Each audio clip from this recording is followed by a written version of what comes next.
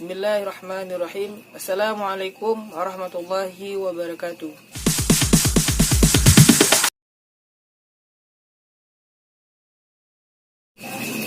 Alhamdulillahi rabbil alamin. Wassalatu wassalamu ala asyrafil anbiya'i wal mursalin wa ala alihi wa sahbihi ajma'in.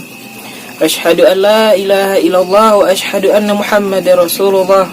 Allahumma salli ala Muhammad wa ala ali Muhammad. Rabbi shrah li sadri wa yassir li amri wahlul 'uqdatam min lisani yafqahu qawli. Amma ba'du. Pendengar yang dimuliakan Allah Subhanahu wa taala, pertama-tama marilah kita panjatkan puji syukur kepada Allah Subhanahu wa taala yang telah memberikan begitu banyak nikmatnya kepada kita semua.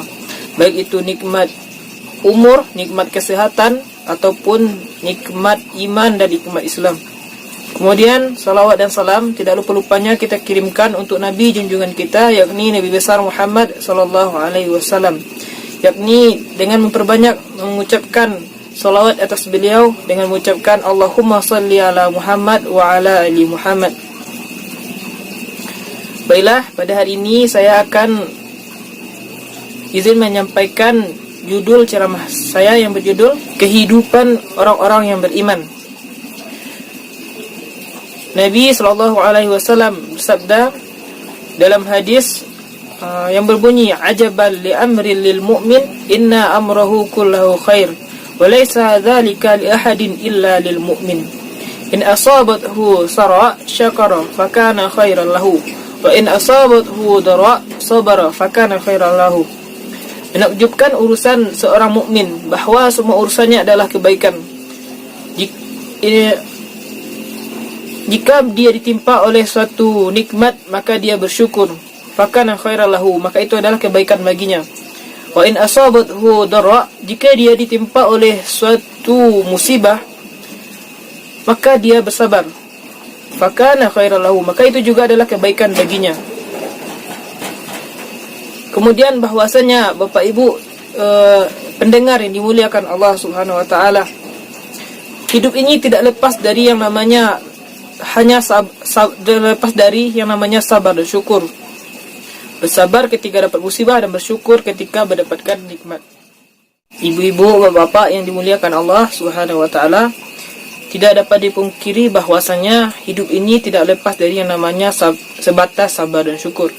Sabar ketika mendapatkan musibah dan syukur ketika mendapatkan nikmat dari Allah Subhanahu wa taala.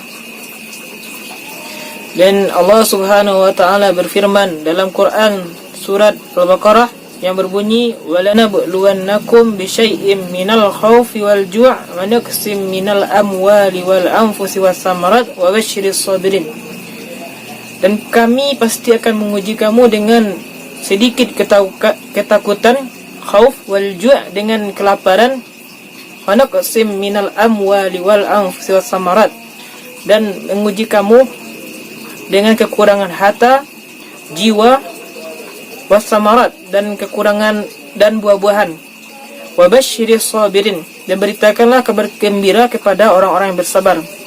Dilanjutkan pada ayat selanjutnya, siapa itu orang-orang yang bersabar?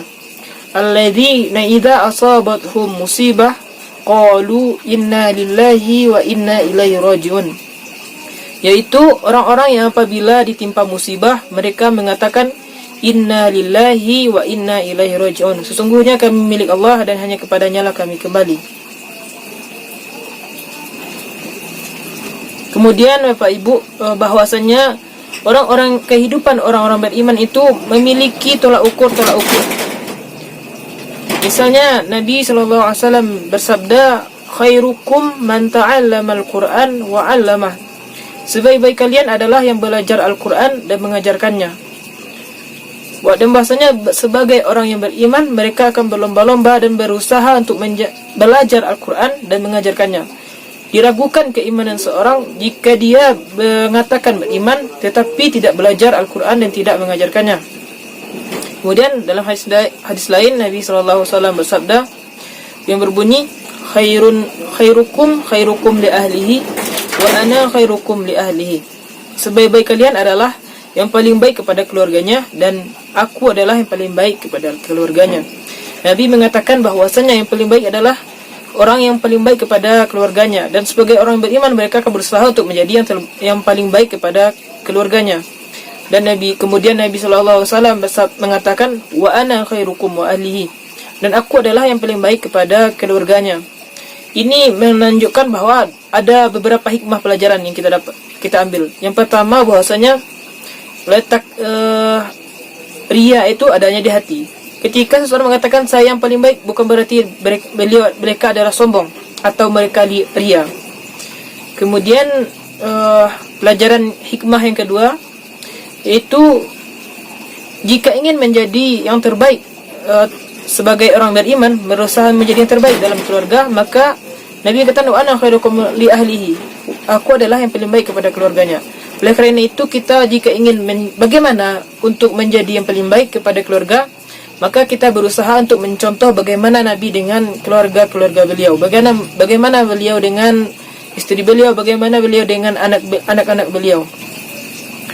Kemudian tolak ukur selanjutnya sebagai orang yang beriman ataupun orang muslim juga, yaitu kuntum khaira ummatin ukhrijat linnas ta'muruna bil ma'ruf wa tanhauna 'anil munkar. Sebaik kalian adalah umat yang terbaik yang turunkan kepada Allah Subhanahu wa taala, yaitu yang ta'muruna bil ma'ruf, yang menyuruh kepada yang ma'ruf, wa tanhauna 'anil munkar, dan mencegah pada yang mungkar.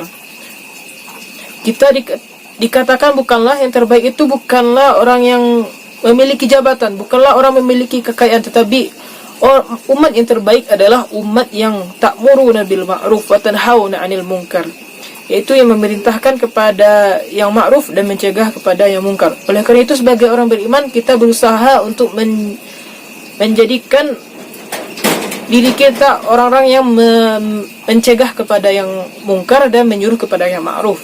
Kemudian tolak ukur yang selanjutnya, yaitu khairun nas anfa'uhum linnas, sebaik-baik manusia adalah yang paling banyak manfaatnya.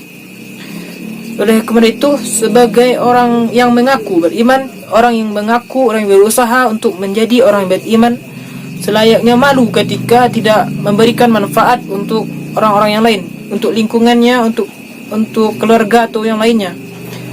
Dan tidak layak bahwasanya sebagai orang muslim ataupun orang yang mukmin menjadi beban di dalam kalangan keluarga ataupun desa atau kotanya.